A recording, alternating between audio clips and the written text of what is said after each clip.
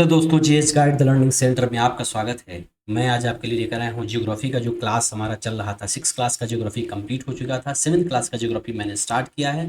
2 chapter मैंने complete कर दिया था और ये तीसरा चैप्टर जो है आज आपके स्क्रीन पर दिखाई दे रहा है।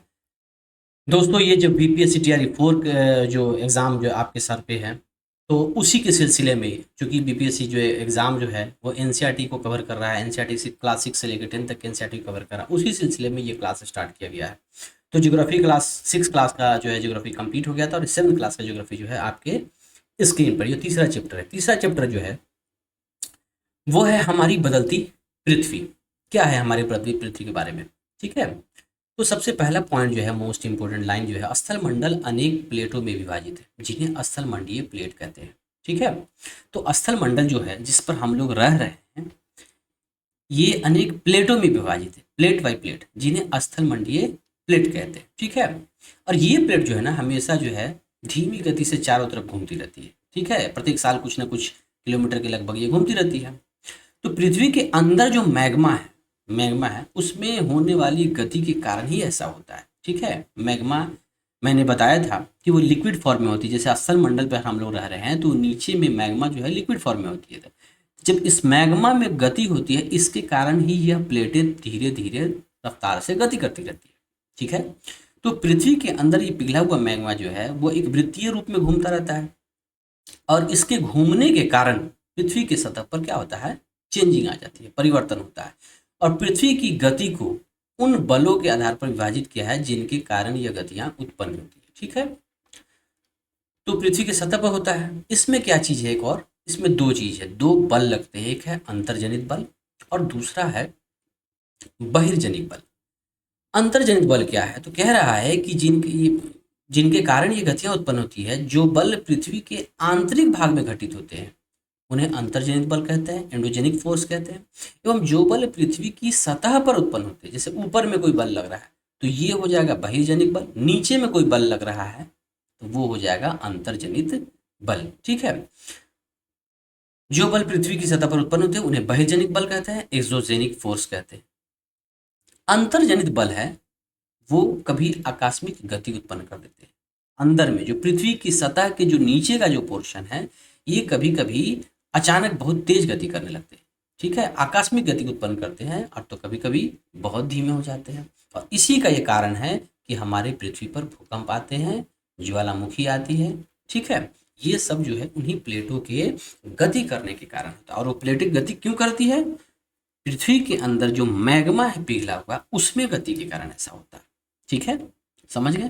पृथ्वी के अंदर जो पिघला हुआ मैग्मा है उसमें जब गति होती है तो प्लेटें गति करती है और इस दौरान जो है दो बल लगते हैं, एक पृथ्वी के नीचे और पृथ्वी की सतह के ऊपर। सतह से नीचे जो बल लगते हैं उसे अंतर्जनित बल कहते हैं, सतह से ऊपर जो बल लगते हैं उसे बहिर्जनित बल कहा जाता है, ठीक है। और इसी के कारण सतह पर जो है गति करने के कारण भूकंप एवं ज्वालामुखी जैसी घटनाएं होती है, ठीक है। आगे दिया हुआ है कि पृथ्वी की गतिया के बारे में कि दो तरह का बल है, अंतर्जनित बल, बहिर्जनित बल। अभी मैंने बताया है कि दो तरह का बल है। अंतर्जनित बल में क्या होता है, अंदर में होता है एक आकस्मिक बल जो बहुत तेजी से आता है, या तो बहुत तेजी से प्लेट घूमने लगता है या बहुत धीरे होता है। इस दोनों के कारण जो है ना पृथ्वी के ऊपर दो तीन चीजें होती है जिसमें मैंने बताया है, भूकंप है, ज्वालामुखी है, भूस्खलन है, ये चीजें होती है, ठीक है। और एक पटल विरूपण बल होता है जिसके कारण पर्वतों का निर्माण होता है। पटल विरूपण बल का क्या मतलब होता है, पटल विरूपण का मतलब होता है पटल पर, जैसे ये स्थल मंडल है ना, ठीक है, तो नीचे में अगर कुछ ऐसा हरकत हो रहा है जिसका जो है ना इफेक्ट जो है हमको ऊपर दिखाई देता है। जैसे मान के चलिए ये दो चीजें हैं, ठीक है, ये दो प्लेटें हैं और ये टकरा रही है, तो टकराने के स्वरूप हो सकता है कि यह जो है इस तरह से बन जाए, ठीक है, ये इस तरह से बन जाए। ये दोनों जैसे टकराई तो टकराने के बाद जो है पृथ्वी की सतह के ऊपर हमें कुछ दिखाई देता है और इसी से क्या होता है, पर्वतों का निर्माण होता है, पठार का निर्माण होता है। ये उसी जो प्लेटें जो टकराती है, प्लेटें जो गति करती उसके कारण ही ये पटल पर एक चीज हमें दिखाई देती है, वो है पर्वत का निर्माण। तो पर्वत निर्माणकारी बल भी जो है ना इस पर काम करता है। ये अंदर वाले जो बल है उसके कारण होता है, ठीक है। बहिर्जनित बल है उसमें क्या क्या होता है, तो बाहर से जो बल होता है उसमें अपर्दन हो सकता है। अपर्दन किसका, मिट्टी का हो सकता है, पत्थरों का हो सकता है, बर्फ का हो सकता है, इन चीज़ों का अपर्दन हो सकता है। अपर्दन का मतलब टूटना होता है, ठीक है। और निक्षेपण हो सकता है, निक्षेपण का मतलब जमा होना, ठीक है। या तो हो सकता है बर्फ इधर से टूट कर आया, उधर जाके जमा हो गया, या तो मिट्टी जो है नदियाँ काट कर लाई और कहीं दूसरे जगह अपने तल पर जो है, तलछट पर जो है, तटीय पर इलाकों पर जो है ना उसे जाके जमा कर दी, ठीक है। तो इस तरह से क्या हुआ, इसमें क्या क्या इन्वॉल्व है, नदी या बहता जल, पवन हवाएं, समुद्री तरंग, हिमनद, ये सारी चीज़ें जो है पृथ्वी की गति के कारण होती है। ये बहिर्जनित बल में ये सब चीज़ आती है और अंतर्जनित बल में ये वाली, ठीक है। चलिए आगे है स्थल मंडलीय प्लेट, ठीक है, जिसके बारे में दिया हुआ है कि भू पर पट्टी पर अनेक बड़ी एवं कुछ छोटी कठोर असमान आकार की प्लेटें होती हैं जिन पर महाद्वीप एवं महासागर की सतहें टिकी हुई है। हमारा जो जो पूरा वर्ल्ड है, पूरा जो पृथ्वी है, इस पर बहुत सारी प्लेटें हैं, ठीक है। ये बहुत सारी प्लेटें ये टकराती है तब कुछ होता है, इस तरह से प्लेटें ये जब आपस में टकराती है तो पृथ्वी पर जो है ना भूकंप, ज्वालामुखी, भूस्खलन, ठीक है, ये चीज़ें हमको दिखाई जाती है। लेकिन जब बाहर से कोई चीज़ होता है, जैसे कि सूरज की किरण पड़ रही है जिससे कि टेम्परेचर बढ़ गया, ताप बढ़ गया, तो ताप बढ़ने से क्या हो गया, भू भू स्थल पर जो भूपटल जिसमें हम लोग रह रहे हैं, यहाँ पर क्या हो गया, जब गर्मी ज़्यादा बढ़ गई तो भूमि पर कुछ उसका असर दिखने को मिलेगा, पानी में उसका कुछ असर दिखने को मिलेगा, ठीक है। पवन जब हवाएं बहेंगी तो मिट्टी का अपरदन हमको देखने की मिलेगा। तो ये सब बहिर्जनित बल है और वो स्थलमंडलीय प्लेट जो है वो अंतर्जनित बल में आते हैं।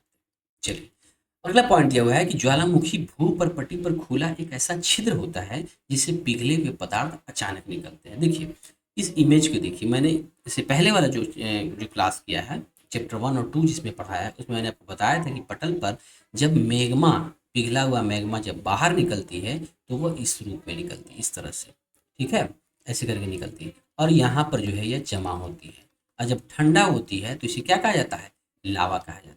ये वही इमेज दिया हुआ है, देख लीजिए, एक ज्वालामुखी है, ठीक है, ये परपटी है जिस पर हम लोग रह रहे हैं, ठीक है, ये वाला पोर्शन हम लोग रह रहे हैं और इसके जस्ट नीचे ये क्रस्ट है, क्रस्ट है और इसके नीचे जो है ये मेंटल वाला पार्ट है, ठीक है, ये मेंटल है।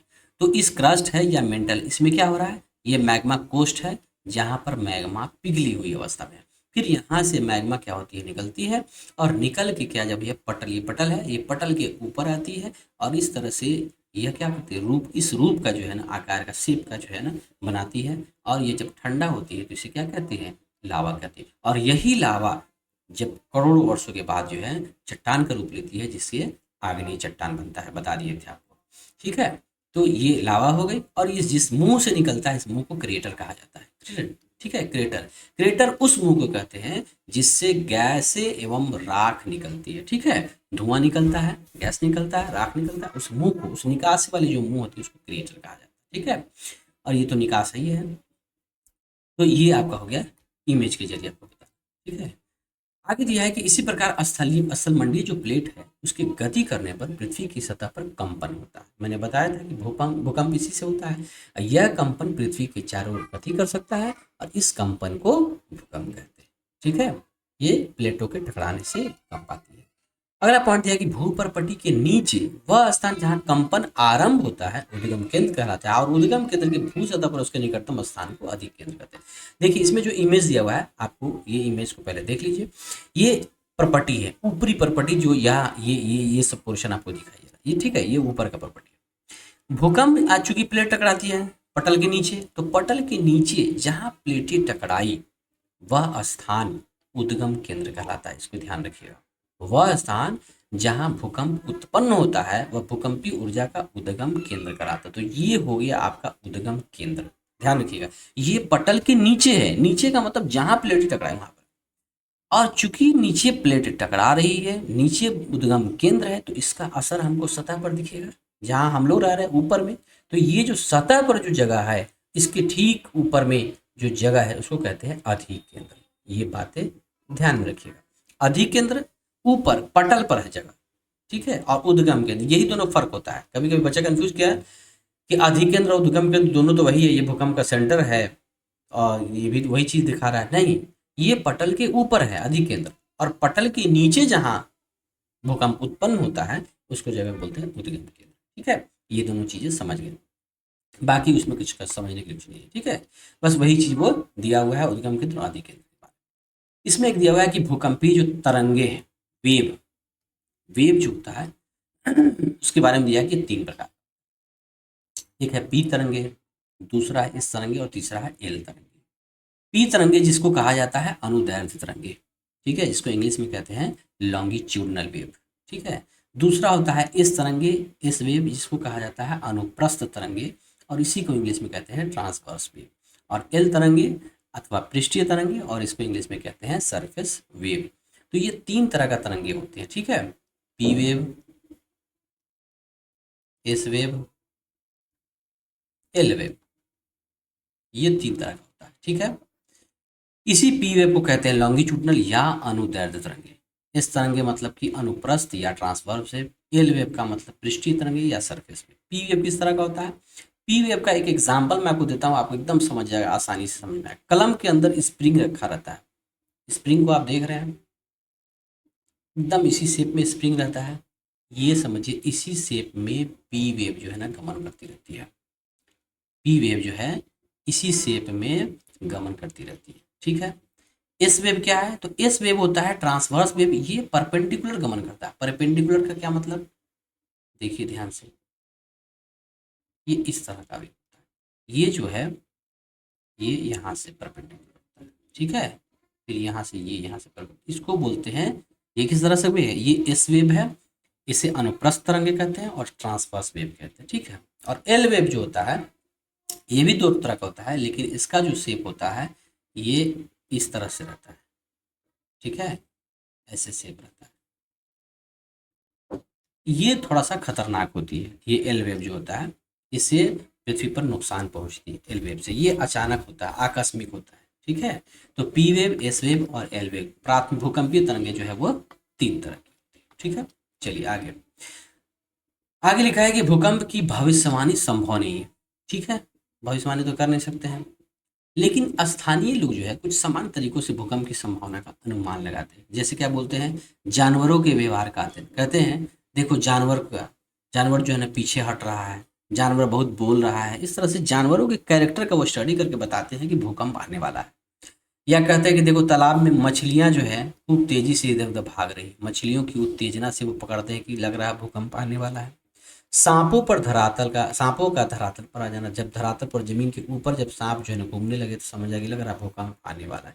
तो ये इस तरह से स्थानीय लोग अनुमान लगाते हैं। हालांकि भूकंप की भविष्यवाणी संभव नहीं है, लेकिन इसके लिए कि हम भूकंप से बचने के लिए क्या क्या करें, तो उसके लिए आप तैयारी कर सकते हैं। जैसे कि सुरक्षित स्थान है, सुरक्षित स्थान में क्या क्या है कि रसोई की काउंटर या मेज के नीचे आप छिप सकते हैं, दीवार के अंदरूनी कोने में रह सकते हैं, रूम जैसे है रूम के कोना में आप जा सकते हैं, या रसोई जो है रसोई घर में रहते हैं तो वो जो आपका स्लैब है उसके नीचे जो आप छिप सकते हैं, या कोई टेबल है उसके नीचे छिप सकते हैं, ठीक है। पहले से तैयार रहेगा मतलब अपने दोस्तों एवं सदस्यों को भी जागरूकता फैलाएं एवं आपदा का सामान, पहले से तो ऐसा कुछ पता चलता नहीं है।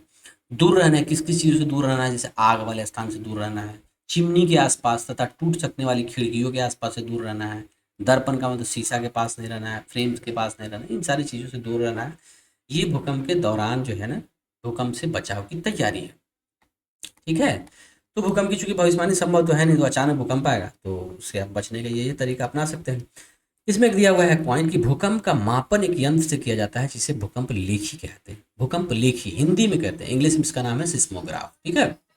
इंग्लिश में इसको कहते हैं सिस्मोग्राफ। तो भूकंप का मापन किस यंत्र से, जिस मशीन से किया जाता है उसको हम सिस्मोग्राफ कहते हैं, ठीक है।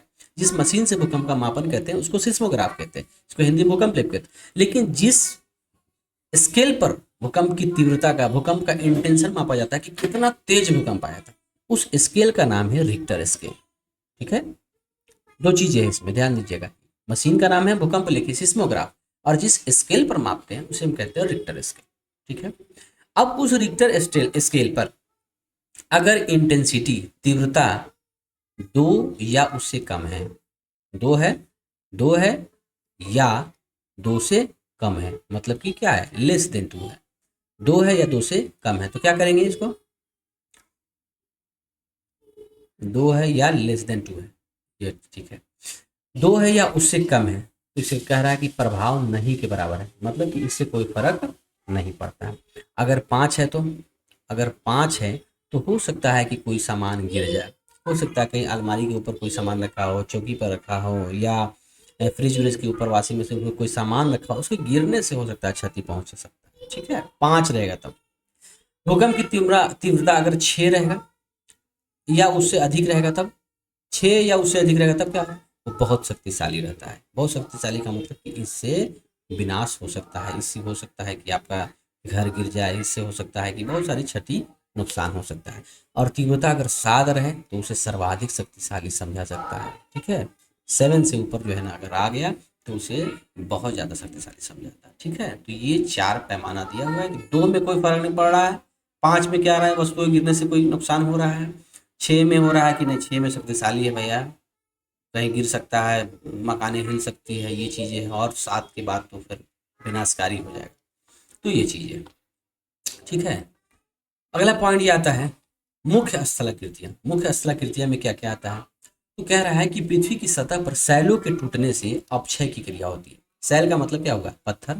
तो पृथ्वी की सतह पर जब पत्थरें टूटती है तो उसे अपक्षय की क्रिया होती है। तो टूटना अपक्षय कहलाता है, पत्थरों का, सैलों का टूटना। ठीक है, और भूदृश्य पर जल, पवन, पानी, हवा और हिम, बर्फ जैसे विभिन्न घटकों के द्वारा होने वाले क्षय को अपर्दन कहते हैं। ठीक है, इन चीजों से अगर कोई क्षय हो रहा है, मतलब नुकसान हो रहा है, उसे कहते हैं अपर्दन कहते हैं। जैसे पानी के द्वारा क्या किया जाता है, मिट्टी को काट कर ले जाया जाता है, तो वो क्या कहलाता है, अपर्दन कहलाता है। हवा के द्वारा भी मिट्टी को उठा कर ले जाया जाता है, ये भी अपर्दन कहलाता है।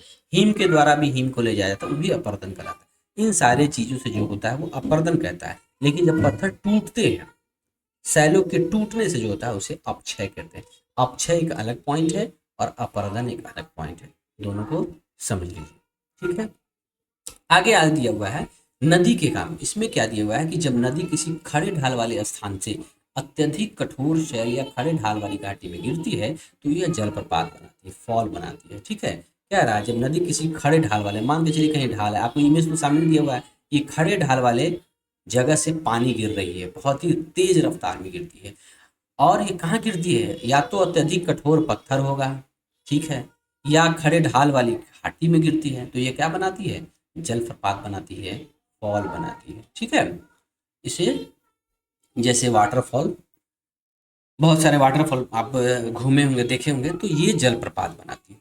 ठीक है, इस जलप्रपात के बारे में दिया हुआ है, 3 पॉइंट दिए हुए हैं। क्या आप जानते हैं इसमें क्या दिया हुआ है कि सबसे ऊंचा जो जलप्रपात है वो दक्षिण अमेरिका की वेनेजुएला का एंजल जलप्रपात। दुनिया का सबसे ऊंचा जलप्रपात जो है वो साउथ अफ्रीका अमेरिका जो महादेश है, उस महादेश में वेनेजुएला जो स्टेट है वहाँ का, उस स्टेट में यह है एंजल जलप्रपात। नाम याद रखिएगा, एंजल जलप्रपात। यह 1 नंबर पर दुनिया का सबसे ऊंचा जलप्रपात है।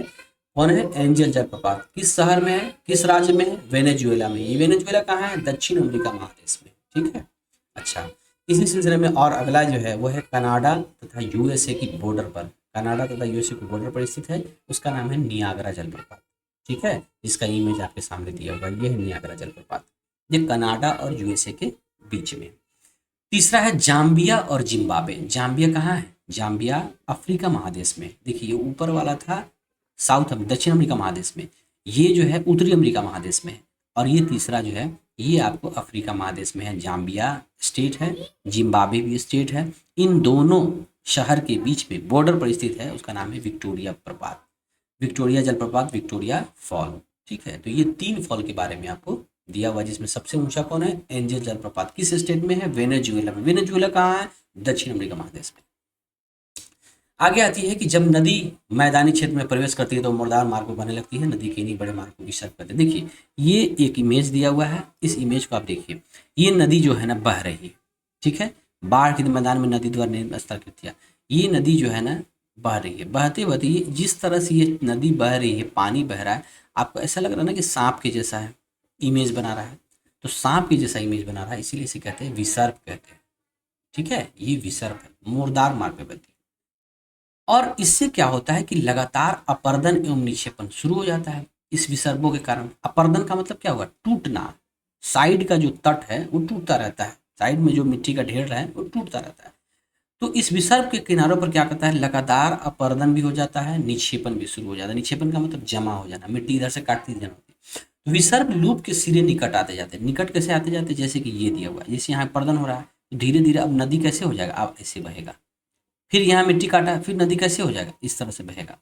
तो ये क्या हो रहा है? धीरे धीरे इसका चौड़ा हो जा रहा है। तो कह रहा है कि विसर्ग लूप के सिरे निकट आते जाते हैं और समय के साथ विसर्ग लूप नदी से कट जाते हैं। और इस तरह से इसी तरह से क्या होता है, कभी कभी ये नदी से देखो ये कट गए, अलग हो चुके हैं, और इसी को कहा जाता है चाप झील।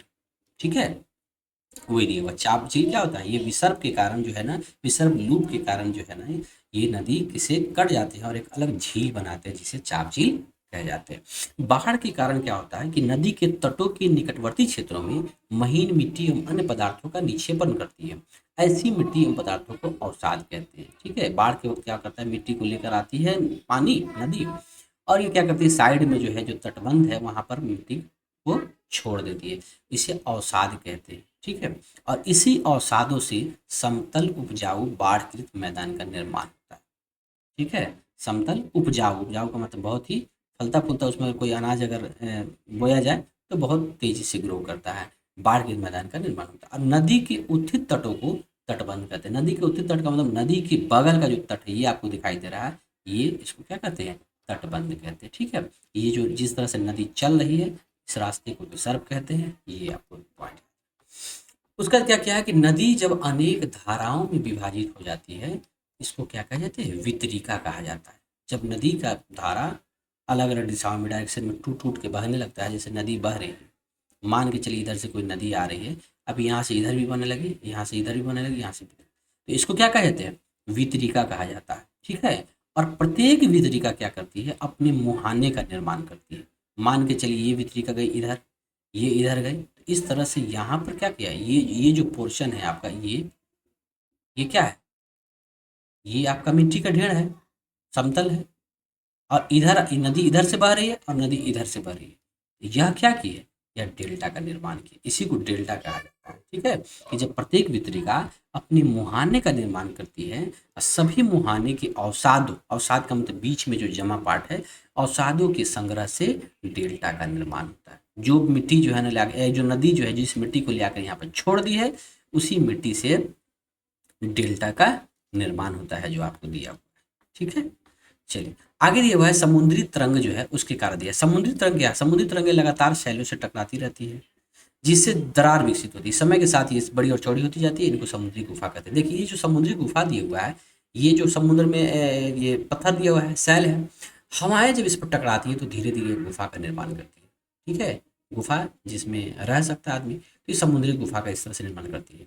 और धीरे धीरे जब हवाएं इस पर बहुत तेजी से करती रहती है, चोट मारती रहती है, तो इससे क्या होता है कि आर पार हो जाता है, छिद्र टाइप का हो जाता है। देखिए इस तरह से हो जाता है, इधर से उधर पूरा दिखता रहता है। इसके क्या कहते हैं? तटीय मेहराब कहते हैं। इन गुफाओं के बड़े होते जाने पर इनमें केवल छत ही बचती है जिसमें तटीय मेहराब होती है। इसको तटीय मेहराब कहते हैं। और एक वक्त आता है जब इस तरह से करके, ऐसे ऐसे करके यह क्या करता है, धीरे धीरे धीरे धीरे क्या करता है, ये यहाँ से यहाँ तक टूट जाता है, अलग हो जाता है। जैसे ये देखिए अलग हो गया, ये अलग और ये अलग, यहाँ बीच में है ना। तो इसको क्या कहा जाता है? जो अलग हो गए पत्थर टूट के, उसे स्टैक कहा जाता है।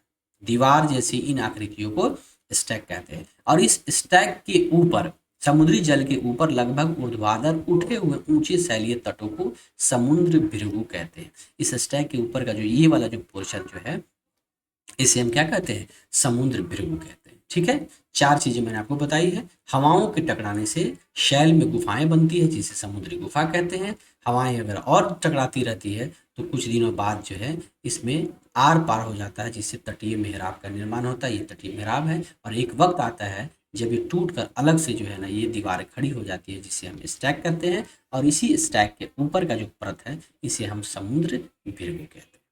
ठीक है, चलिए समुद्र इसके कारण। हिमनद में क्या है? हिमनद का मतलब देख लीजिए, ये बर्फ है। ये बर्फ भी उसी तरह चलता रहता है जिस तरह से पानी नदी में, पानी जिस तरह से कर रहा है उसी तरह से बर्फ भी पिघलता रहता है। हिमनद के द्वारा लाए गए पदार्थ जैसे छोटे बड़े शैल, रेत, बालू है एवं तलछट है, मिट्टी निक्षेपित होती है और ये निक्षेप हिमनद हिमोड़ का निर्माण करते हैं। ठीक है, ये काटते हुए ले जाती है और आगे जाके कहीं पे जमा कर देती है, जिसके निक्षेपण से क्या होता है? हिमनद हिमोड़ का निर्माण होता है। निक्षेपण का मतलब जमा होना, अपर्दन का मतलब टूटना, अपक्षय का मतलब शैलों का टूटना, और अपर्दन का मतलब टूटना नहीं बल्कि वहां से उठा के ले जाना दूसरे जगह। ठीक है, ये तीनों अलग अलग पॉइंट है। पहला पॉइंट ये होगा कि पवन के काम, पवन के कार्य क्या, पवन का मतलब हवा। रेगिस्तान में पवन क्या करता है, अपर्दन एवं निक्षेपण का प्रमुख कारक है, मेन चीज है। रेगिस्तान में जब हवाएं बहती है तो बालू क्या होता है, यहाँ से उड़कर वहां जा गया, वहां से उड़ के वहां चला गया, वहां से उड़ के वहां गया, और इस तरह से निक्षेपित होकर, मतलब निक्षेपण का मतलब जमा होकर टीला का निर्माण कहा जाता है। ठीक है, तो यही लिखा हुआ है कि पवन चलने पर यह अपने साथ रेत को एक स्थान से दूसरे स्थान पर पहुंचाती है। जब पवन का बहाव रुकता है तो यह रेत गिरकर छोटी पहाड़ी बनाती है, जिसको बालू का टिब्बा कहते हैं। ठीक है, ये ध्यान रखिएगा, बालू का टिब्बा उसको कहते हैं, जो जमा हो रहा है, जो जो ऊंचा ऊंचा जो पॉइंट आपको दिखाई दे रहा है। और जब बालू कण महीन एवं हल्के होते हैं तो वायु इनको उठाकर अत्यधिक दूर ले जा सकती है। जब ये बालू कण विस्तृत क्षेत्र में निक्षेपित हो जाते हैं, कहने का मतलब बड़े बड़े क्षेत्र में जब ये फैल जाते हैं तब इसे लोएस कहा जाता है। ध्यान रखिएगा, ये शायद एग्जाम में पूछ सकता है या पूछा हुआ है, ध्यान मुझे नहीं है, कहीं क्वेश्चन मैंने देखा था। लोएस किसे कहते हैं, जो पवन के द्वारा बनाया जाता है रेगिस्तानों में, लोएस। ठीक है, और इस तरह से चीन में विशाल लोएस निक्षेप पाया जाता है, चीन में बहुत सारे बड़े बड़े लोएस है, इसके बारे में दिया है कि चीन में विशाल लोएस निक्षेप पाए जाते हैं। ठीक है, ये आपका तीसरा चैप्टर जो है वो कंप्लीट होता है। चौथा चैप्टर जो है आपका वो है वायु। वायु के बारे में दिया हुआ है कि हमारी पृथ्वी चारों ओर से वायु की घनी चादर से घिरी हुई है, जिसे हम क्या कहते हैं, वायुमंडल कहते हैं। वायुमंडल के बारे में आप जानते ही हैं कि हवा है इसमें। ठीक है, अब इसमें दिया है वायुमंडल का संगठन, पहले इसको देख लेते हैं, उसके बाद अगला पॉइंट, उधर का पॉइंट देखेंगे। वायुमंडल में देखिए गैसों का संगठन किस तरह से, नाइट्रोजन जो है सबसे ज़्यादा है, 1 नंबर पर है, 78% दिया हुआ है। दूसरे नंबर पर जो है ना ऑक्सीजन है वो है 21%, और तीसरे नंबर पर जो है आर्गन का नंबर आता है वो है 0.93%। और उसके बाद 4 नंबर पर कार्बन डाइऑक्साइड 0.03% है, उसके बाद बाकी सारे गैसों मिलाकर जो है 0.04% है। ठीक है, इस तरह से जो है वायुमंडल में गैसों का परसेंटेज है। सबसे ज़्यादा कौन है, नाइट्रोजन, ध्यान रखिएगा 78% है, 2 नंबर पे ऑक्सीजन है, और 3 नंबर पे आर्गोन है। इस तरह से कार्बन डाइऑक्साइड भी है।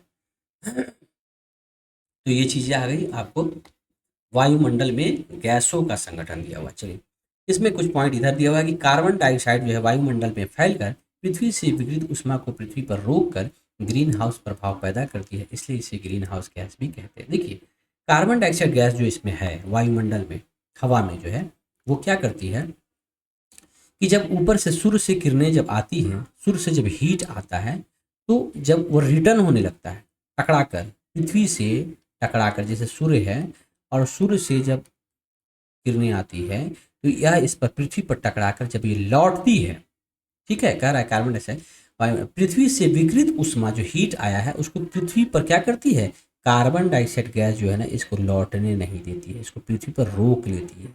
ठीक है, और जिससे क्या होता है, ग्रीन हाउस गैस भी इसे कहते हैं। CO2 को क्या कहते हैं, ग्रीन हाउस गैस कहते हैं। इसी कारण ये क्या करता है कि पृथ्वी से विकिरित ऊष्मा को पृथ्वी पर रोक कर ग्रीन हाउस प्रभाव पैदा करती है, ग्रीन हाउस इफेक्ट पैदा करती है। ठीक है, ग्रीन हाउस का मतलब वायुमंडल की स्थिति को बैलेंस किए रखती है, संतुलन बनाए रखती है, इसीलिए कार्बन डाइऑक्साइड को ग्रीन हाउस गैस भी कहते हैं। ठीक है, अगला पॉइंट दिया हुआ है कि जब कारखाना में कार के धुएं से वायुमंडल में इसका स्तर बढ़ता है तब इस ऊष्मा के द्वारा पृथ्वी का तापमान बढ़ता है, टेम्परेचर बढ़ता है। आपको पता है कि कारखाने ज़्यादा हो गए, गाड़ियाँ ज़्यादा चल रही है रोड पर, तो इससे क्या हो रहा है, धुआं निकल रहा है, और इस धुआं से क्या होता है, पृथ्वी का टेम्परेचर बढ़ रहा है, जिसे क्या कहते हैं, भूमंडलीय तापन कहते हैं, ग्लोबल वार्मिंग कहते हैं। यही है ग्लोबल वार्मिंग, जिससे क्या होता है, भूपटल पर धीरे धीरे दिन प्रतिदिन साल दर साल जो है टेम्परेचर बढ़ते जा रहा है, 1-1%, आधा आधा % जो है ना ये टेम्परेचर बढ़ रहा है। इसे ही हम कहते हैं भूमंडलीय तापन या ग्लोबल वार्मिंग। तापमान में इस वृद्धि के कारण पृथ्वी के सबसे ठंडे प्रदेश में जमी हुई बर्फ पिघलती है। अब चूंकि टेम्परेचर बढ़ रहा है, बर्फ पिघलेगा ही पिघलेगा, जिसके परिणाम स्वरूप क्या होता है, समुद्र के जल स्तर में वृद्धि होती है। अब समुद्र में जो पानी का लेवल है वो धीरे धीरे बढ़ता जाता है। अब जब समुद्र में पानी का लेवल बढ़ता है तो जाहिर सी बात है बाढ़ आएगा, जिससे तटीय क्षेत्रों में क्या होता है, बाढ़ आ जाता है। ठीक है, तो ये तीनों पॉइंट को आप ध्यान रखिएगा। कार्बन डाइऑक्साइड को ग्रीन हाउस गैस किस लिए कहते हैं, क्योंकि सूर्य से आने वाली जो हीट है उसको यह जब हीट लौटती है तो उस हीट को यह पृथ्वी पर ही रोक देती है, इसीलिए इसको कहते हैं ग्रीन हाउस गैस। ठीक है, दूसरा ये है कि जब कारखाने और गाड़ियों में जो धुएं निकलती है इससे क्या होता है, टेम्परेचर हमारा पृथ्वी का बढ़ रहा है, इसी के कहते हैं ग्लोबल वार्मिंग या भूमंडलीय तापन कहा जाता है। आगे दिया हुआ कि नाइट्रोजन जो है वो वायु में सर्वाधिक पाई जाने वाली गैस है। सबसे ज़्यादा क्या पाया जाता है, नाइट्रोजन, अभी आपने देख लिया है।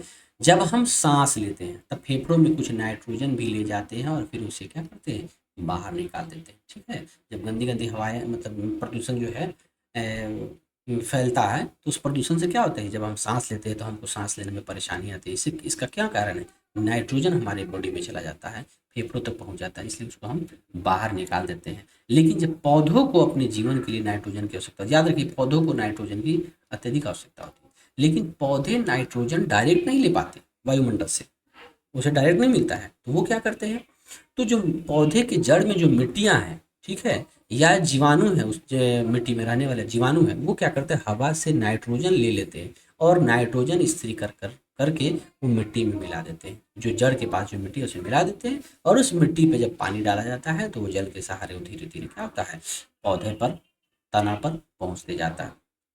तो इस तरह से नाइट्रोजन का उपयोग पेड़ पौधे करते हैं।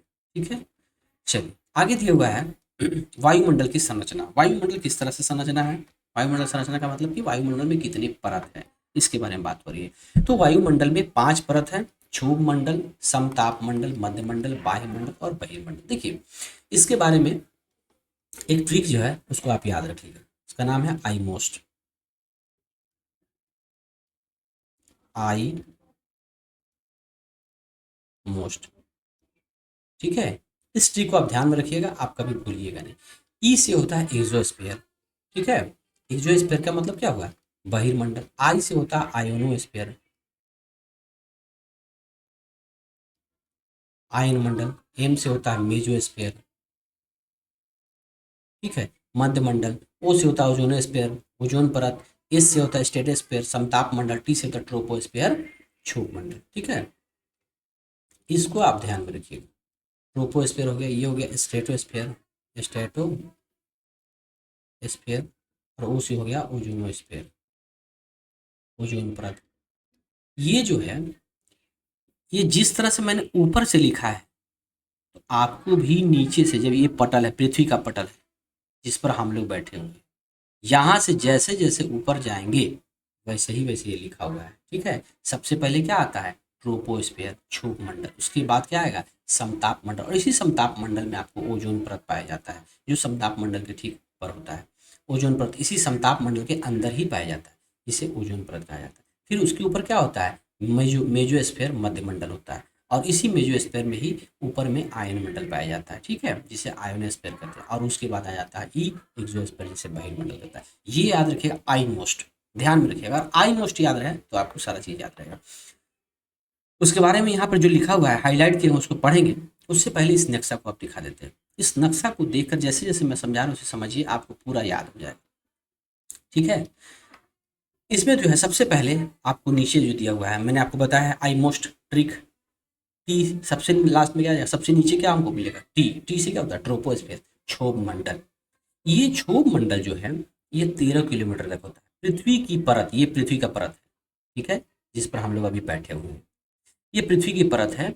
इससे 13 किलोमीटर तक जो है वो क्षोभ मंडल की सीमा है, ट्रोपोस्फीयर है। इसमें क्या होता है, इसमें मौसम संबंधी सभी घटनाएं होती हैं। सभी घटनाएं का मतलब ओला बरसना, ठीक है, बारिश होना, धुआं होना, कोहरा होना, ओस होना, हवाएं चलना, माने ये सारी चीज मौसम संबंधी जितनी भी घटनाएं होती हैं सब क्षोभ मंडल में होती है।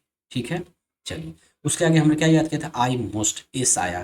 टी से पहले क्या आ रहा है, एस। एस का मतलब क्या, स्ट्रेटोस्फीयर, समताप मंडल। इसकी सीमा जो है वो पृथ्वी की परत से 50 किलोमीटर तक इसकी सीमा मानी जाती है। ठीक है, क्षोभ मंडल 13 किलोमीटर, समताप मंडल 50 किलोमीटर। ठीक है, और इसी समताप मंडल में ही ओजोन परत पाया जाता है। ओजोन गैस की एक परत पाई जाती है जो जस्ट इसके पहले, मतलब जस्ट इसके ऊपर होती है, ओजोन गैस की परत पाती है। तो समताप मंडल में क्या होता है, तो इसमें क्वेश्चन पूछता है कि हवाई जहाज उड़ाने के लिए सबसे जगह अच्छा जगह माना जाता है समताप मंडल। इसीलिए याद रखिएगा, जब हवाई जहाज जब ऊपर जब टेक ऑफ करता है तो उसके कारण क्या होता है, जो शुरुआती जो है हमेशा एक्सीडेंट यही होता है। ठीक है, इस 13 किलोमीटर के नीचे ही एक्सीडेंट होता है, ऊपर नहीं होता। जब हवाई जहाज ऊपर जाकर जब पूरा सीधा हो जाता है तो उसके बाद से कोई एक्सीडेंट नहीं होता। तो समताप मंडल में हवाई जहाज उड़ाने के लिए बहुत अच्छा समय मानते हैं। इसमें मौसम का कोई फर्क नहीं पड़ता है। ठीक है, जैसे बारिश हो गया, बादल फट रहा है, कुछ नहीं, इससे कोई, सब यहीं पे हो जाता है सारी चीजें, ऊपर में कुछ नहीं है। तो हवाई जहाज उड़ाने के लिए सबसे अच्छा माना जाता है समताप मंडल। जिसको हम दिखा रहे हैं उसी को देखिएगा, ज्यादा इधर उधर ध्यान दीजिएगा, भूल जाइएगा। हम जितना समझा रहे हैं बस उसको देखिए। इसके बाद आता है इसी में ऊपर में क्या हो रहा है, ओजोन गैस की परत। ओजोन गैस की परत है। ओजोन गैस की परत क्या करती है? सूर्य से आने वाली हानिकारक गैसों से हमारी रक्षा करती है। सूर्य से बहुत सारी गैसें आती है, लेकिन उसमें कोई ऐसा जो हमारे बॉडी पर उसका इफेक्ट पड़ेगा तो उस गैसों से क्या करती है? हमारी रक्षा करती है। मतलब ओजोन गैस का परत जो है उसका होना बहुत जरूरी है। ठीक है, इसी में छिद्र हो गया, जो ओजोन गैस का जो छिद्र हो गया हुआ है, जिससे जो क्या होता है, इसे नहीं रुक पा रही हानिकारक गैसें, जिससे पृथ्वी पर टेम्परेचर बढ़ता जा रहा है। तो ओजोन गैस की परत ये काम करती है कि सूर्य से आने वाली हानिकारक गैसों से हमारी रक्षा करती है। ठीक है, समताप मंडल कितना होता है? पृथ्वी से 50 किलोमीटर। उसके बाद आता है मध्य मंडल। मध्य मंडल जो होता है वो पृथ्वी से 80 किलोमीटर तक की सीमा को मध्य मंडल कहा जाता है। मध्य मंडल में क्या होता है? तो मध्य मंडल में अंतरिक्ष से आने वाले उनका पिंड इसी परत में आने पर जल जाता है। ठीक है, मतलब इसको जला दिया जाता है मध्य मंडल में। ऊपर से कोई अगर अंतरिक्ष से उल्का पिंड गिर रहा है तो जैसे ही इस परत में आएगा वो जल जाता है। अंतरिक्ष में आने वाले उल्का पिंड इस परत में आने पर क्या होते हैं? जल जाते हैं। ठीक है, इसका ध्यान रखिए। उसके बाद आता है, इसी में है, इसी मध्य मंडल जो है इसके जस्ट ऊपर आता है बाह्य मंडल, बाह्य वायुमंडल। मध्य मंडल के ऊपर में आता है। ये कहाँ होता है? तो इस 80 किलोमीटर से लेकर 400 किलोमीटर तक की परत को कहा जाता है बाह्य वायुमंडल। इसी में आयन मंडल होता है। और इसका काम क्या है आयन मंडल का? ये रेडियो संचार के लिए उपयोगी माना जाता है। रेडियो संचार जो होता है, रेडियो से बातें रेडियो में हम लोग को सुनाई जाता है, ये रेडियो संचार है। ये डायरेक्ट पृथ्वी पर जाकर टकरा कर, ये यहाँ तक आता है, फिर टकरा कर फिर पृथ्वी पर लौट जाती है। इससे रेडियो संचार होता है। तो रेडियो संचार के लिए बहुत ही उपयोगी माना जाता है आयन मंडल। ठीक है, इस चीज को ध्यान रखिएगा। और बहिर्मंडल का मतलब लास्ट सीमा 400 किलोमीटर के बाद ये होता है बहिर्मंडल। इसमें क्या होती है? इसमें हीलियम एवं हाइड्रोजन यहीं से अंतरिक्ष में तैरती रहती है। ठीक है, नाम रखिए, हीलियम हाइड्रोजन यहीं से क्या होती है? अंतरिक्ष में तैरती रहती है। मैंने आपको सारे परत के बारे में बता दिया है। आइमोस्ट ट्रिक याद रखिएगा। टी से ट्रोपोस्फेयर 13 किलोमीटर तक सीमा है, मौसम संबंधी सभी घटनाएं होती है। उसके बाद एस से होता है स्ट्रेटोस्फेयर, समताप मंडल 50 किलोमीटर तक सीमा है, उसमें हवाई जहाज उड़ाने के लिए आदर्श माना जाता है। ठीक है, उसके बाद ओ से होता है ओजोनोस्फीयर। ओजोन मंडल क्या होता है? सूर्य से आने वाली हानिकारक गैसों से हमारी रक्षा करती है। उसके बाद होता है मेजोस्फीयर, मध्य मंडल, जो पृथ्वी के पटल से 80 किलोमीटर तक होती है। ये अंतरिक्ष से आने वाले उल्कापिंड इसी परत में आने से जल जाते हैं। उसके बाद आता है आयन मंडल। ये आई से होता है आयन मंडल, जिसे बाह्य वायुमंडल भी कहते हैं। ये रेडियो संचार के लिए उपयोगी माना जाता है। 80 किलोमीटर से 400 किलोमीटर के बीच में है। और फिर 400 किलोमीटर के बाद जो भी होता है उसे बहिर्मंडल कहते हैं, एक्सोस्फीयर कहते हैं। हीलियम एवं हाइड्रोजन यहीं से अंतरिक्ष में तैरती रहती है। ठीक है, ये सारी समझ गए। और यही चीज जो है ये पूरा लिखा हुआ है। ठीक है, जिसको मैंने हाईलाइट किया। आप देखिए, मैं पढ़ देता हूँ। क्षोभ मंडल क्या है? औसत ऊंचाई 13 किलोमीटर है। हम इसी मंडल में मौजूद वायु में सांस लेते हैं। मौसम की लगभग सभी घटनाएं, वर्षा, कोहरा, ओलावर्षण इसी व्रत के अंदर होती है। ठीक है, नीचे वाला। दूसरा है समताप मंडल, मैंने बताया है 50 किलोमीटर की ऊंचाई में है, हवाई जहाज उड़ाने के लिए आदर्श मानी जाती है। इसमें ओजोन गैस की परत होती है। मैंने बताया था समताप मंडल के ऊपर में ओजोन गैस की यह परत दी हुई है। ठीक है, इसमें ओजोन गैस की परत होती है। यह परत सूर्य से आने वाली हानिकारक गैसों से हमारी रक्षा करती है। ये आपको बातें लिख चुकी है। मध्य मंडल के बारे में मैंने बताया था, ये 80 किलोमीटर की ऊंचाई तक होती है। और अंतरिक्ष से प्रवेश होने वाले उल्का पिंड क्या होते हैं? इसी परत में आने पर जल जाते हैं। बाह्य वायुमंडल जिसे किसा गया था आयन मंडल भी से नाम दिया गया था। 80 से 400 किलोमीटर के बीच में है। देखिए 80 से 400 किलोमीटर। और रेडियो संचार के लिए क्या करते हैं? उपयोगी माना जाता है। रेडियो संचार के लिए इस परत का उपयोग होता है। और पृथ्वी से प्रसारित रेडियो तरंगे जो है इस परत द्वारा पुनः पृथ्वी पर परावर्तित कर दी जाती है। जो पृथ्वी से कोई रेडियो तरंगे जा रही है ऊपर, तो ऊपर जब जाती है तो यही बाह्य वायुमंडल जो आयन मंडल है वहीं पर रेडियो तरंगे रिटर्न आ जाती है वहीं से टकरा कर और पृथ्वी को परावर्तित कर, जिससे हम लोग को रेडियो संचार हो पाता है। अब बहिर्मंडल जो स्पेयर है, जिसके बारे में बताया है कि हीलियम और हाइड्रोजन गैस यहीं से अंतरिक्ष में तैरती रहती है। ठीक है, चलिए उसके बाद जो है आगे पॉइंट एक दिया हुआ है। इसमें एक लिया हुआ है कि यह जानकर आपका आश्चर्य कि पृथ्वी सूर्य की ऊर्जा के, हाँ, पृथ्वी जो है वो सूर्य का जो एनर्जी है, सूर्य की जो ऊर्जा है उसका 2 अरबवां भाग ही प्राप्त करती है। इसको 2 अरबवां भाग, मतलब पृथ्वी की ऊर्जा को 2 अरबवां भाग से अगर भागा देते हैं, 2 अरब से भाग देते हैं, तो जितना आता है उतना ही पृथ्वी को प्राप्त होता है एनर्जी। सोचिए सूर्य के पास कितनी एनर्जी है, 2 अरबवां भाग ही प्राप्त करती है। ठीक है, चलिए उसका बाद अगला टॉपिक आता है वो है तापमान, टेम्परेचर के बारे में। टेम्परेचर के बारे में दिया हुआ है कि तापमान जो है कौन मापता है? तापमापी। ठीक है, वायुदाब मापी वायुदाब मापता है, उसका इमेज दिया हुआ है। वर्षा मापी वर्षा की मात्रा मापता है। और वात दिग्दर्शी जो है वो पवन की दिशा दर्शाता है। ठीक है, डायरेक्शन। आतपन क्या है? आतपन जो है वो एक महत्वपूर्ण कारक है जो तापमान के वितरण को प्रभावित करता है। आतपन टेम्परेचर का जो फैलाव होता है उसको प्रभावित करता है। सूर्य से आने वाली वह ऊर्जा जिसे पृथ्वी रोक लेती है आतपन कहलाती है। ठीक है, एनर्जी जिसको पृथ्वी रोक लेती है वही आतपन कहलाती है, जिसको सूर्यातप कहते हैं, आतपन या सूर्यातप। ठीक है, तो ये आप ध्यान में रखिएगा कि सूर्य से आने वाली वह ऊर्जा जिसे पृथ्वी रोक लेती है उसे आतपन कहते हैं या सूर्यातप कहते हैं। इसकी मात्रा भूमध्य रेखा से ध्रुवों की ओर घटती है। जैसे जो इक्वेटर लाइन है, जो बीच वाला भूमध्य रेखा है, इसे जैसे जैसे ऊपर जाते हैं ये क्या करती है, घटती जाती है, माइनस होती जाती है। ठीक है, ये घटती जाती है सूर्यातप। चलिए आगे दिया हुआ है, तापमान को मापने की मानक इकाई क्या है, डिग्री सेल्सियस है। और ये डिग्री सेल्सियस क्यों नाम रखा है, क्योंकि इसका आविष्कार जो है एंडर्स सेल्सियस ने किया था। आगे है वायु दाब के बारे में है, एटमॉस्फेरिक वायु दाब क्या होता है, पृथ्वी की सतह पर वायु के भार द्वारा लगाया गया जो दाब होता है वो वायु दाब कहलाता है। वायु के द्वारा जो प्रेशर होगा वही वायु दाब कहलाएगा। और वायुमंडल में ऊपर की ओर जाने पर दाब तेजी से गिरने लगता है। ध्यान रखिएगा, क्या लगता है, गिरने लगता है। जैसे जैसे ऊपर जाएंगे वायु दाब क्या हो रहा है, हमारा घटता चला जाएगा। और समुद्र स्तर पर जैसे जैसे नीचे जाएंगे तो जाहिर सी बात वायु दाब बढ़ेगा, ऊपर जाएंगे तो वायु दाब घटेगा। जैसे जैसे हम ऊपर जाएंगे वायु दाब हमारा घटता जाएगा, और जैसे जैसे नीचे जाएंगे वायु दाब हमारा बढ़ता जाएगा। तो समुद्र सबसे नीचे क्या है, समुद्र है, इसका मतलब समुद्र स्तर पर वायु दाब क्या होता है, सर्वाधिक होता है, सबसे ज्यादा। ठीक है, और ऊंचाई पर जाने पर क्या होता है, यह चीजों का आप याद रखिएगा, ये वायु दाब है। इसमें कि ये भी दिया है कि चांद पर वायु नहीं, चांद पर तो हवा नहीं है, तो जब हवा हवा ही नहीं होगा तो फिर वहां वायु दाब होगा, तो एटमॉस्फेरिक प्रेशर में आपको ये बात याद रखनी है। अगला पॉइंट आता है वो है पवन। पवन किसे कहते हैं, हवा जो चल रही है उच्च दाब क्षेत्र से निम्न दाब क्षेत्र की ओर वायु की गति को पवन। ये उच्च दाब क्षेत्र निम्न दाब क्षेत्र क्या है, ठीक है, इसको हम अभी देखेंगे, मैं आपको बताऊंगा अभी। ठीक है, उससे पहले हम देख लेते हैं कि पश्चिम से आने वाली जो पवन है उसे हम पछुआ पवन कहते हैं। जो पश्चिम से आती है ना, नहीं कहते पछिया बह रहा है, तो ये पछुआ पवन। ठीक है, याद रखिए। पवन जो है तीन प्रकार से उसको विभाजित किया जाता है। एक है अस्थाई पवन, दूसरा है मौसमी पवन, और तीसरा है स्थानीय पवन। तीनों पवन के बारे में जानेंगे। उससे पहले हम ये जानते हैं कि उच्च दाब से निम्न दाब क्षेत्र, ये बताया था ना कि उच्च दाब क्षेत्र से निम्न दाब क्षेत्र का क्या मतलब होता है। देखिए, जब वायु जो है गर्म होती है, जब गर्म होगी तो जाहिर सी बात ये ऊपर उठती है। ठीक है, मान के चलो ये पृथ्वी का धरातल है, पृथ्वी वायु जब गर्म होकर ऊपर उठती है, और गर्म होकर ऊपर उठती है, और ऊपर जाकर क्या होती है, और ठंडा जो हवाई होता है, इसमें देख लेते हैं, जो ठंडी हवा होती है वो नीचे आती है। क्यों, क्योंकि ये भारी होती है और ये नीचे बैठती है। तो ठंडी हवा नीचे बैठती है और गर्म हवा गर्म होकर क्या आती है, ऊपर जाती है। तो जब गर्म हवा जब ऊपर जाएगी तो जाहिर सी बात ये जगह खाली हो गया। मान के चलिए कि यहां से गर्म हवा उठकर ऊपर चली गई। ठीक है, ये यहां से गर्म हवा ऊपर चली गई।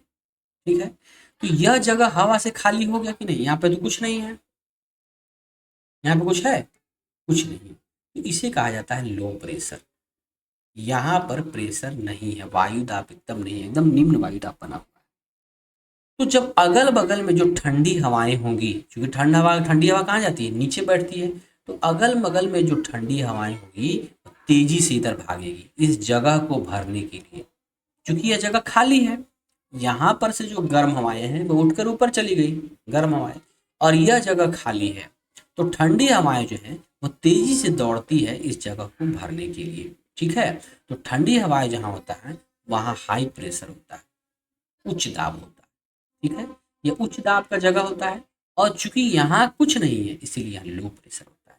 तो जब हवा हाई प्रेशर से पवन हवाएं जब लो प्रेशर की ओर जाती है, ठीक है, इसी को वायु दाब कहते हैं, इसी को पवन कहते हैं। इसी के बारे में दिया गया है कि उच्च दाब क्षेत्र से निम्न दाब क्षेत्र की ओर वायु की गति को हम पवन कहते हैं। ठीक है, और याद रखिएगा इसी से चक्रवात आता है, साइक्लोन हम सुनते हैं ना, ये साइक्लोन इसी से। कभी कभी क्या होता है कि इस जगह को भरने के लिए अगल बगल से ठंडी हवाएं 3-4 जगह से भागती, ये कहता है हम जाएंगे, कहता है हम जाएंगे, कहता है हम जाएंगे। इससे क्या होता है, यहाँ पर चक्रवात उत्पन्न हो जाता है, साइक्लोन वाला माहौल तैयार हो जाता है। ठीक है, आगे हम लोग देखेंगे। तो एक होता है स्थायी पवन, दूसरा मौसमी पवन, तीसरा स्थानीय पवन। अस्थायी पवन में क्या आता है, पश्चिमी एवं पूर्वी पवन जो आजकल हम लोग के यहाँ बहता है, पश्चिम आती है और पूर्वी से बहती है, स्थायी पवन फिक्स है, पूर्वैया बहेगा और पश्चिम बहेगा। दूसरा होता है मौसमी पवन। मौसमी पवन क्या होता है, मौसम के हिसाब से विभिन्न ऋतुओं में अपनी दिशा बदलती रहती है। ठीक है, जैसे भारत में मानसूनी पवने हैं, भारत में जो मानसूनी पवने हैं वो क्या है, ये वही चीज है, में विभिन्न ऋतुओं में अपनी दिशा बदलती रहती है, भारत में मौसमी पवने यही है, इसी का।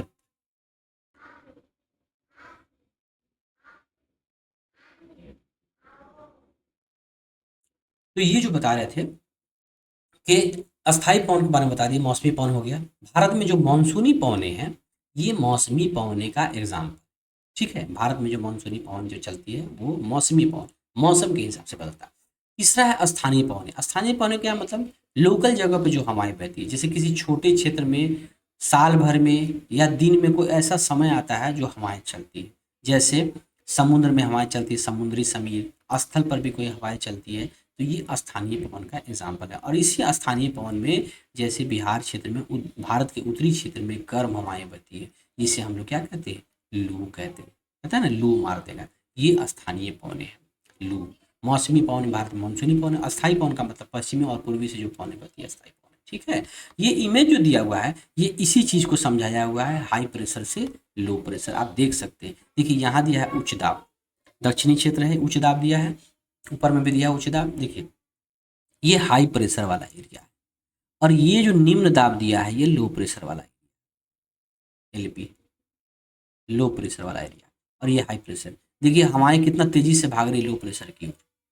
ठीक है, फिर उसी तरह से ऊपर में भी देखिए उच्च दाब दिया है, मतलब यहाँ भी हाई प्रेशर है, तो ये कहाँ भागेगी, ये भी लो प्रेशर की, ये भी भाग रही लो प्रेशर की। इधर से भी जा रही है, इधर से भी आ रही है, ध्यान दीजिए, इधर से भी ऐसे देख रहे हैं। इसी से चक्रवात का उत्पन्न होता है। इसी तरह से ये पूरे इमेज में उसी तरह से दिया हुआ है कि हवाएं जो है हाई प्रेशर से लो प्रेशर की ओर किस तरह से जा रही हैं, आप देख सकते हैं। ठीक है, जैसे यहाँ निम्न दाब का क्षेत्र बना हुआ है, तो इधर से देखिए हाई प्रेशर वाले हवाएं लो प्रेशर की ओर भाग रही, फिर ऊपर से भी हाई प्रेशर से लो प्रेशर में आ रही है। ठीक है, फिर यहाँ निम्न दाब का क्षेत्र बना हुआ है, इधर से भी हाई प्रेशर से लो प्रेशर की तरफ जा रही हवाएं, ऊपर से भी हाई प्रेशर है, नीचे लो प्रेशर में है। तो ये वही चीज़ दिखाया गया है कि हवाएं हमेशा ऐसे ही चलती है। ठीक है, चलिए आगे एक दिया हुआ, इसी के कारण क्या आता है, चक्रवात आता है। मैंने बताया था साइक्लोन, इसी चक्रवात के बारे में एक घटना दी हुई है जो 1999 की एक घटना है जो उड़ीसा में हुई थी। उड़ीसा में बंगाल की खाड़ी से उठने वाले चक्रवातों में एक आया था 1999 को, जो राज्य के 5 जिलों में चक्रवात आया था। इसका डेट था 29 अक्टूबर 1999। हो सकता है इस चक्रवात के बारे में पूछ सकता है कि उड़ीसा में चक्रवात कब आया था। तो 1999 में चक्रवात है, तो बहुत ही खतरनाक चक्रवात था। ये हुआ क्या था कि 25 अक्टूबर को, चूंकि 29 अक्टूबर की ये घटना है, तो 25 अक्टूबर को क्या हुआ कि अंडमान निकोबार की राजधानी पोर्ट ब्लेयर जो है उसके निकट थाईलैंड की खाड़ी में अवदाब के कारण, अवदाब का क्या मतलब, लो प्रेशर, निम्न दाब वही ना अवदाब का, लो प्रेशर के कारण यह चक्रवात उत्पन्न हुआ। बहुत सारी ठंडी हवाएं अचानक भागने लगी, जहाँ लो प्रेशर का क्षेत्र बन गया, तेजी से भागना, तेजी से भागने के क्या कारण क्या हुआ, महाचक्रवात आ गया, बहुत बड़ा चक्रवात, बहुत तेजी से भागा। और उसी जो है ना, वही महाचक्रवात जो आया वह क्या किया, उत्तर पश्चिम दिशा में वो बढ़ने लगा। और उत्तर पश्चिम दिशा में सबसे पहला जो जो आपको जगह आया वो आया उड़ीसा। और उसी उड़ीसा में 29 अक्टूबर की सुबह 10:30 बजे उड़ीसा के इरेसामा एवं बालीकुडा के बीच जो है, बीच के जो क्षेत्र को बहुत प्रभावित किया। ठीक है, भुवनेश्वर उड़ीसा की राजधानी, वहाँ भी प्रभावित हुआ, कटक भी, और 28 तटीय नगरों सहित उड़ीसा के पूरे तट को क्या कर दिया, बर्बाद कर दिया। तो ये उड़ीसा में चक्रवात आया था 1999 में, याद रखिएगा। डेट भले ना पूछे लेकिन साल जरूर याद रखिएगा, 1999 में चक्रवात आया था 29 अक्टूबर को। और यह हो सकता है ये पूछ दे कि किस चक्रवात के कारण, कहाँ चक्रवात आया था जिसके कारण ये घटनाएं आई, तो वो थाईलैंड की खाड़ी में लो प्रेशर के कारण। ठीक है, चलिए अगला पॉइंट जो है वो है आर्द्रता। आर्द्रता क्या होता है, ह्यूमिडिटी के बारे में दिया हुआ। देखिए ये बहुत बड़ी चीज़ नहीं है, जो मैंने ऊपर समझाया है वही चीज़ लिखी हुई है। देखिए यहाँ गर्म हवाएं है, गर्म वायु है, और ये जब गर्म हो रही है तो कहाँ जा रही है, ऊपर की तरफ आ रही है। और ठंडी वायु जो है ये कहाँ आ रही है, नीचे की तरफ। तो इसी से क्या होती है, वर्षा होती है। ठीक है, बारिश होती है। नीचे जैसे मान के चलिए, आप इसको एक एग्जाम्पल दे सकते हैं कि पानी को पतीली में गर्म कीजिए, गर्म करते हैं तो उसमें जो धुआं निकलता है, जो भाप निकलता है, वो कहाँ भागता है? ऊपर की तरफ। जैसे जैसे वो गर्म होता जाता है, जैसे जैसे वो हवाएं जो है ना ऊपर जाती है, और ऊपर जाकर क्या करती है? बादल का निर्माण कर देती है। ये बादल का इमेज दिया हुआ, बादल का निर्माण कर देती है और बारिश बरसा देती है। इससे क्या होता है? चक्रवाती वर्षा होती है, साइक्लोन। जहाँ साइक्लोन आता है वहां पर अगर ये घटनाएं होती है तो चक्रवाती वर्षा। हर जगह वही चीज होता है, लेकिन जहां पर साइक्लोन आता है वहां पर घटना होती है तो उसे चक्रवाती वर्षा कहा जाता है। उसी तरह से पर्वतों की तरफ भी यही कहानी है। पर्वतों पर क्या होता है कि जब हवाएं तेजी से भागती है तो गर्म हवाएं ऊपर उठती है। ये ऊपर उठकर क्या करती है? बादल का निर्माण करती है। फिर जब बादल जो है ना ये बारिश बरसाती है यही ऊपर, इसे कहते हैं पर्वतीय वर्षा। तीसरा होता है आपको संवहनी वर्षा। संवहनी वर्षा जो होती है वो शाम के वक्त लगभग 4 बजे के करीब से ये बारिश स्टार्ट होती है। ये हाई प्रेशर का जब माहौल होता है तो आर्द्रता आती है, नमी आती है, और जब बहुत ज़्यादा वायु में नमी आती है इससे हमारा बॉडी जो है नहीं सूख पाता है, पसीना नहीं सूखता है, कपड़े नहीं सूख पाते हैं।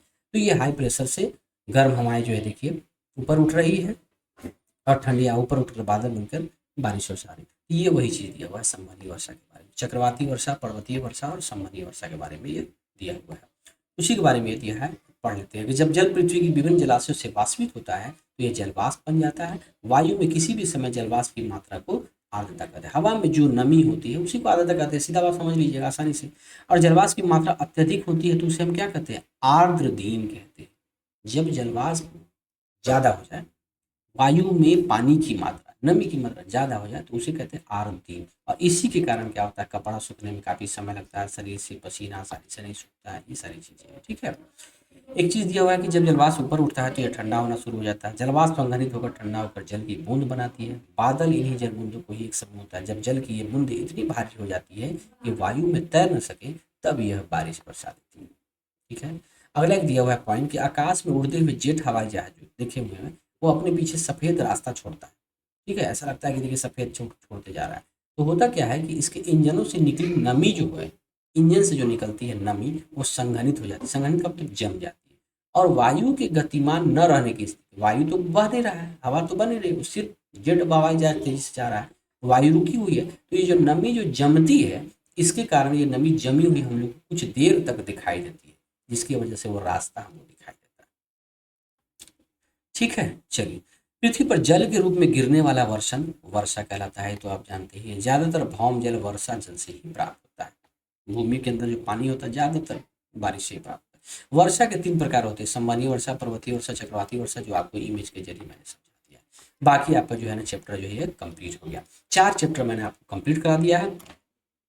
याद रखिए मैंने ये जो 2 चैप्टर मैंने अभी पढ़ाया है, तीसरा और चौथा चैप्टर मैं इसका एमसीक्यू अभी लेकर आ रहा हूँ। इस एमसीक्यू को बनाइएगा तो आपका ये चैप्टर पूरी तरह से कंप्लीट हो जाएगा। ठीक है, आप लोग बने रहिए, मैं अभी आपको एमसीक्यू लाता हूँ। चैनल पर जो भी नए हो प्लीज़ चैनल को सब्सक्राइब करेंगे और वीडियो को शेयर जरूर करेंगे और कमेंट करके जरूर बताएंगे कि वीडियो कैसा लगा। चलिए हम लोग चलते हैं अब क्वेश्चन की तरफ। पहला क्वेश्चन जो दिया हुआ है वो ये है कि भू आकृतियां किसके कारण बनती और बदलती रहती है। ठीक है, किसके कारण बनती और बदलती रहती है? जो लैंडफॉर्म जो ऊपर में दिखता है वो किसके कारण? पहला पॉइंट आंसर दिया हुआ कि पृथ्वी की आभ्यंतरिक और बाहरी गतियों के कारण।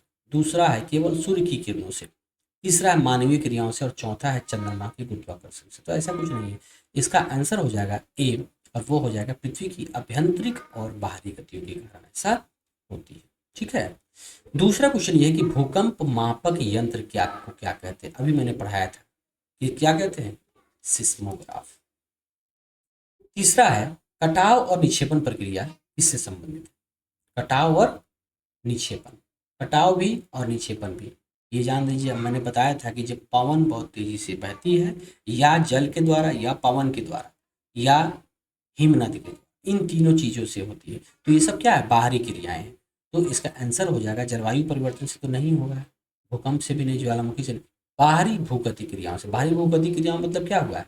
पवन से हो सकती है कटाव, जल से भी हो सकती है। मैंने बताया था कि पवन से, जल से या हिम से, हिम का मतलब बर्फ से, इन सभी से क्या होता है? कटाव कर सकती है। कटाव किसका कर सकती है? जब पवन बहेगी तो मिट्टी का कटाव करेगी, जल भी मिट्टी का कटाव करेगी, हिम किसका करेगी? हिम का ही कटाव करेगी, बर्फ टूटता है। ठीक है, तो बाहरी भूगतिक क्रियाओं से क्या होता है? कटाव निक्षेपण की प्रक्रिया होती है। अगला क्वेश्चन ये दिया है कि किस क्रिया से नदी अपने साथ बहा कर लाई गई तलछट को जमा करती है। जमा करने को क्या कहते हैं, मैंने बताया था। तोड़ने को क्या कहते हैं, अपर्दन। और जब जमा होता है तो उसको क्या कहते हैं, निक्षेपण। याद रखिए। अगला क्वेश्चन दिया हुआ कि भूकंप की जो तरंगे है सबसे पहले कहाँ महसूस की जाती है। सबसे पहले मैंने बताया था, सबसे पहले कहाँ होती है, नीचे के साइड में। और सबसे नीचे क्या होता है, उपकेंद्र पर। उद्गम केंद्र जो है वहीं सबसे पहले महसूस की जाती है। अगला क्वेश्चन जो दिया है, ये भूकंप के समय हमें क्या नहीं करना चाहिए। बाहर खुले मैदान में जाना चाहिए, बाहर खुले मैदान में जाना चाहिए, तो ये तो सही बात है कि जाना ही चाहिए। ठीक है, तो ये ऑप्शन नहीं होगा। किसी मजबूत मेज के नीचे बैठना चाहिए, बिल्कुल सही है, तो सही बात है। इसका मतलब ये भी ऑप्शन नहीं होगा। क्या रहा, क्या नहीं करना चाहिए। ऊंची इमारत से नीचे भागना चाहिए, बिल्कुल भागना चाहिए नीचे, तो ये भी मेरा ऑप्शन नहीं होगा। लिफ्ट का प्रयोग करना चाहिए, नहीं, बिल्कुल नहीं करना चाहिए। लिफ्ट का प्रयोग एकदम नहीं कर सकते हैं। भूकंप के समय लिफ्ट का प्रयोग करेंगे, पता चलेगा लिफ्ट फंस गया, लाइट कट गई, उसी में आप फंसे रह जाएगा, या हो सकता है अगर दबिएगा तो आप बच भी नहीं पाएंगे। ठीक है, लिफ्ट के अंदर ही रह जाइए। चलिए अगले क्वेश्चन की तरफ चलते हैं। प्लीज जो लोग चैनल पर नए हैं प्लीज़ चैनल को सब्सक्राइब कर लेंगे, वीडियो को शेयर करेंगे, लाइक और करेंगे, और कमेंट करके जरूर बताएंगे कि वीडियो कैसा लगा। कमेंट आप लोग का नहीं आता है, कमेंट में आप ये बताएं कि वीडियो कैसा लगा। हो सकता है कि वीडियो में आपको कुछ कमी दिखाई दे हो, तो मैं उस वीडियो को इम्प्रूव करने की कोशिश करूँगा। अपनी तरफ से मैं पूरी कोशिश करूँगा कि आपको बेहतर कंटेंट दे सकूँ। ठीक है, तो इसका आप ध्यान रखिएगा, कमेंट जरूर कीजिएगा। अगला क्वेश्चन ये है, 7वां क्वेश्चन ये है कि कौन सी घटना बाहरी भूगतिक क्रिया का उदाहरण है। एग्जाम्पल दिया हुआ है बाहरी भूगतिक क्रिया का। ठीक है, तो क्या ज्वालामुखी विस्फोट है, नहीं है। भूकंप है, नहीं है। अपक्षरण और कटाव है, बिल्कुल सही। इसी के बारे में मैंने बताया था। अभी मैंने बताया कि बाहरी भूगतिक क्रिया में क्या क्या आता है, पवन आता है, जल आता है, इसी सबसे न कटाव होता है। तो इससे क्या क्या होता है, अपक्षरण होता है और कटाव होता है। तो ये चीज़ें आप ध्यान में रखिएगा। अगला क्वेश्चन ये है कि पृथ्वी की आंतरिक गर्मी से निकलता हुआ गर्म और पिघला हुआ पदार्थ क्या कहलाता है। बताइए, बहुत बड़ा ढेर से समझाए थे आपको, उसे हम क्या कहते हैं, मैग्मा कह देते हैं। ठंडा होने के बाद, ठंडा होने के बाद लावा। ठंडा होने पर क्या होता है, लावा। और ये लावा जब पूरा ठंडा हो तो क्या बना, आग्नेय चट्टान बनती है। उसी आग्नेय चट्टान का एग्जाम्पल दिया हुआ ग्रेनाइट पत्थर। ठीक है, इसका आप ध्यान रखिएगा। अगला क्वेश्चन ये है कि लोइस किसके द्वारा जमा की गई मिट्टी होती है। देखिए अभी मैंने आपको बताया था कि हो सकता है एग्जाम में पूछ दिया जाएगा या कहीं क्वेश्चन होता है, तो लोइस जो है वो किसके द्वारा जमा की गई मिट्टी। मैंने क्या पढ़ा रहा था आपको, पवन।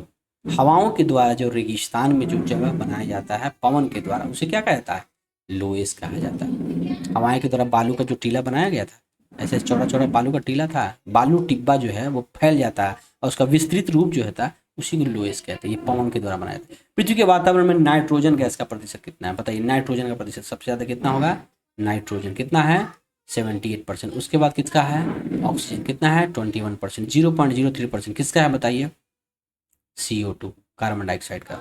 ठीक है, तो ये चीज़ें जो आप ध्यान में रखिएगा।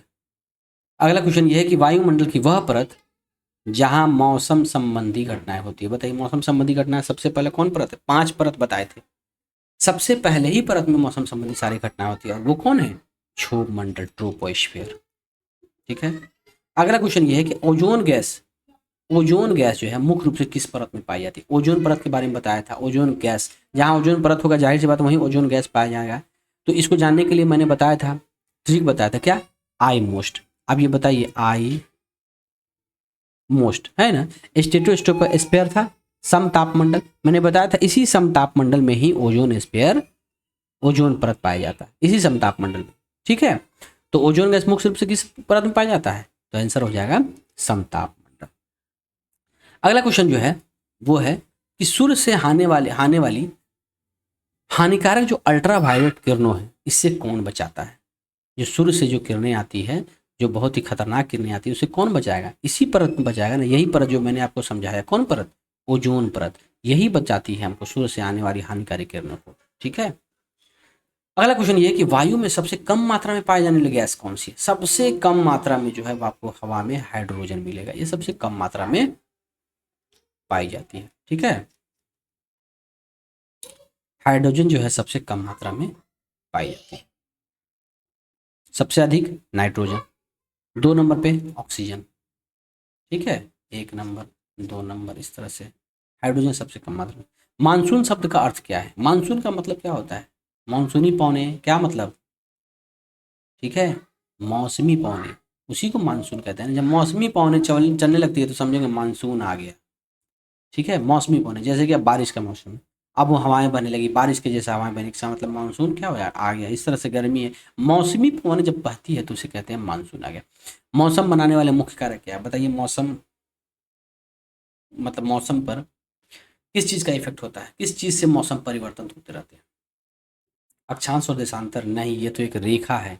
ध्रुव और भूमध्य रेखा नहीं, नहीं नहीं, ये भी एक रेखा। महासागर और पर्वत ये तो, ये नहीं होगा। तापमान और वायु दाब याद रखिएगा, टेम्परेचर से, ठीक है, और एटमॉस्फेरिक प्रेशर से।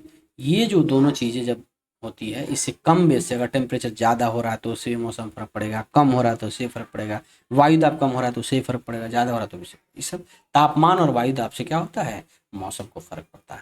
वायुमंडल की सर्वाधिक घनी परत कौन सी है? सबसे घना परत सबसे नीचे वाला ही है जो 13 किलोमीटर में है। कौन है वो? बता दीजिए। क्षोभ मंडल। ठीक है, यह कौन है? सबसे घनी परत है।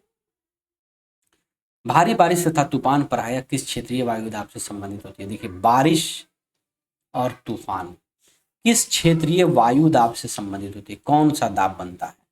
तो आप, मैंने आपको बताया था कि तूफान के बारे में कि जब भूकंप आता है, चक्रवात आता है, ठीक है, ये सब कब होता है? जब लो प्रेशर का माहौल बनता है। जब लो प्रेशर होगा तभी हाई प्रेशर से, ये लो हाई प्रेशर चला गया उठ के, तो क्या होता है? ठंडी हवाएं जो हाई प्रेशर वाली है ये इसकी तरफ बहुत तेजी से भागती है, जिसके जिसके तहत क्या होता है? चक्रवात आती है। और चक्रवात आती है तो क्या आता है? यह किस प्रेशर से होता है? लो प्रेशर से। तो इसका आंसर क्या हो जाएगा? निम्न दाब। निम्न दबाव जब होता है तभी से सारी चीज़ें होती है, बारिश हो, तूफान हो, चक्रवात हो। अगला, वायु दाब को मापने के लिए किस यंत्र का उपयोग किया था? वायु दाब किससे मापते हैं बताइए? जाहिर सी बात है, आंसर क्या हो जाएगा? बैरोमीटर। वायु दाब मापने के लिए बैरोमीटर का उपयोग करते हैं। अगला है, पृथ्वी के तापमान में वृद्धि की प्रक्रिया को क्या कहते हैं? पृथ्वी के टेम्परेचर में जो वृद्धि होती है उसको क्या कहते हैं? पृथ्वी का टेम्परेचर बढ़ेगा इसका मतलब ग्रीन हाउस इफेक्ट हो रहा है। हरित गृह प्रभाव, ग्रीन हाउस इफेक्ट ही इसका कारण हो सकता है। पृथ्वी का टेम्परेचर में जब वृद्धि होती है और इसी प्रक्रिया को कहते हैं ग्रीन हाउस इफेक्ट। अगला क्वेश्चन ये है कि हवा में नमी की मात्रा को क्या कहा जाता है? मैंने अभी आपको समझाया है कि हवा में नमी की मात्रा को आर्द्रता कहते हैं। अगला क्वेश्चन ये है कि समतापमंडल में तापमान ऊपर जाने पर कैसे बदलता है? याद रखिएगा, मैंने बताया था आई मोस्ट वाले फॉर्मूला में कि समतापमंडल में ही ओजोन होता है। ओजोन परत, ओजोन परत समतापमंडल के ठीक ऊपर होता है। ओजोन परत ये समतापमंडल में ही होता है। तो ओजोन परत करता क्या है कि जो सूर्य से आने वाली हानिकारक किरणें हैं इससे क्या होता है? हमको बचाता है। ठीक है, अब सूर्य से जो हीट आएगी उसको भी एब्जॉर्ब करेगा, गैस आएगी उसको भी एब्जॉर्ब करेगा, तो यह क्या हो जाएगी? बहुत गर्म हो जाएगी। ये बहुत हीट, बहुत क्या होता है? बहुत गर्म हो जाएगा। तो याद रखिए, समतापमंडल तो यहाँ पर है स्ट्रेटोस्फेयर, इसके ऊपर है हीट बहुत तेजी से। तो जैसे जैसे ऊपर जाएंगे तो टेम्परेचर क्या हो जाएगा? बढ़ता जाएगा। जाहिर सी बात है कि ऊपर जाएंगे तो बढ़ेगा। क्यों? क्योंकि ऊपर में ओजोन परत है, इसीलिए तापमान ऊपर जाने पर बदलता है। क्या होता है? बढ़ता जाता है। अगला क्वेश्चन ये है कि अस्थाई हवाएं जो है वो विषुवत रेखा की ओर चलती है। अस्थाई हवाएं, और अस्थाई हवाओं को क्या कहा जाता है? अभी मैंने बताया था व्यापारिक पवन, ट्रेड विंड्स कहा जाता है। व्यापारिक पवनें जो अस्थाई पवन को कहा जाता है। पृथ्वी की सतह के निकट, पृथ्वी की सतह के निकट सबसे अधिक ऑक्सीजन किस परत में रहती है? सबसे अधिक ऑक्सीजन, ध्यान दीजिए कि किस मंडल में सांस लेने योग्य जीवन है? क्षोभ मंडल में। जहाँ हम लोग रह रहे हैं यहीं ना सबसे ज़्यादा ऑक्सीजन होगा, क्योंकि क्षोभ मंडल में ही ना जीना संभव है, तो इसलिए क्षोभ मंडल में ही ऑक्सीजन रहती है। ठीक है, तो इस तरह से आपका जो है ये चैप्टर कंप्लीट हो गया। एमसीक्यू भी आपको मैंने कंप्लीट करा दिया है। ठीक है, तीसरा चैप्टर मिलते हैं अगले वीडियो में। अगला चैप्टर जो है आपका 5 और 6 क्लास का जो है ना, 5 और 6 चैप्टर जो है मैं अगले क्लास में लेकर आऊँगा। तब तक के लिए आप अपना ख्याल रखिएगा, खुश रहिएगा, अपना और अपने परिवार का ख्याल रखिएगा। Best of luck.